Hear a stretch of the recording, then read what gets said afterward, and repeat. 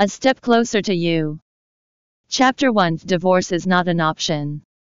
It was a warm and humid summer night. Clarice stood outside on the balcony and transfixed her gaze at the royal blue GTA that had just pulled into the driveway.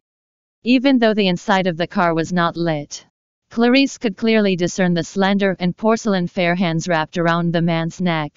The duo inside the car was entangled in a passionate exchange, seemingly paying no heed to Clarice, who was peering down from the balcony. I suppose I'm not a peeping Tom, since they're perfectly aware that I'm watching them. The man's hand glided greedily under the woman's low-cut white dress in a deft manner. Judging by his dexterous manner in caressing the woman, it was clear as day that the man already had plenty of experience. The woman tilted her head back, basking in the moment of pleasure, and revealed her slender neck. She deliberately positioned herself so that she was in Clarice's plain sight. Her red lips curled into a provoking smile. Ah! In an attempt to further aggravate Clarice, the woman intentionally let out a soft moan to entice the man. Meanwhile, Clarice peered at the two with a cold, hard look on her face. She was plagued by waves of despair and heartache the first time she had stumbled upon the two. However, Clarice had gotten used to their betrayal after chancing upon them time and again. Their audacity grew as days went by. Their flings had once taken place in hotels, but now they could not even spare her some dignity and cheated right under her nose instead. Her heart went numb when the two cheated on her right in the bridal room, where she had personally decorated. The doom of her marriage was not for the lack of effort. She tried everything within her means, trampling all over her own dignity as she tried to make her man stay. Nevertheless, everything was about to come to an end that night. She had watched the fervent moment between the two for as long as it had lasted. After the man had finally come out of the car looking pleased and content, Clarice turned around and left the balcony. The three of them came to a face-off in the living room. The man's brows furrowed at the sight of Clarice, exasperation written all over his face. What now? Let's get divorced. Xavier. Divorce. Xavier sneered as though he had just heard a joke of the century. He turned to his side and planted a deep kiss on his lover's lips as he gazed at the woman affectionately, smacking his lips frivolously. Then, he turned on Clarice and enunciated his every word. Dream on. Why? She could no longer keep up a calm and composed face at his remark. Isn't he deliberately fooling around with my half-sister? Going more and more out the line just so I will divorce him.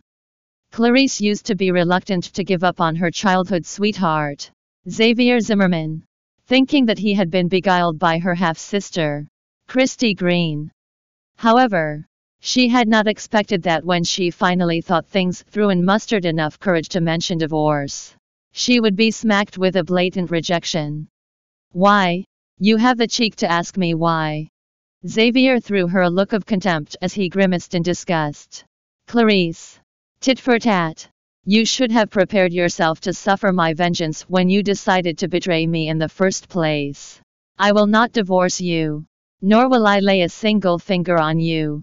Not only that, I will let you witness how sweet I am with Christy. Xavier. What have I done wrong? Exactly. It was a fairy tale-like story where they grew up as childhood sweethearts, fell in love with each other, and eventually tied the knot. Never in her wildest imagination that her pursuit of bliss would mark the start of a seemingly never-ending nightmare. Clarice did not even have an inkling as to what she had done wrong in the first place. Don't put up that innocent look in front of me. You disgust me. Woman. Xavier snickered and circled around Christy's waist before turning around to leave. Babe, let's go home and enjoy our time together. Sure, I will make you something delicious. Christy's cloying voice made Clarice nauseous. All colors drained from Clarice's face as she managed a bitter smile. So, I can't even get a divorce now. Why should I keep holding my end of the limbo then? Clarice snickered and turned around to head upstairs. She had already changed out of her conservative casual clothes when she came downstairs. Clarice was wearing a revealing, sexy short dress that hugged her figure. It was fiery red, the color of lust and passion. She no longer wanted to be the moth flying too close to the sun. That night, she chose to let herself bloom out of the cocoon that she had been trapping herself in. After half an hour, Clarice reached the bar. She had managed to garner greedy and lecherous looks from the men along her way to the bar counter. Give me a knockout. Welcome to download Flipread app to read more chapters of A Step Closer to You novel online.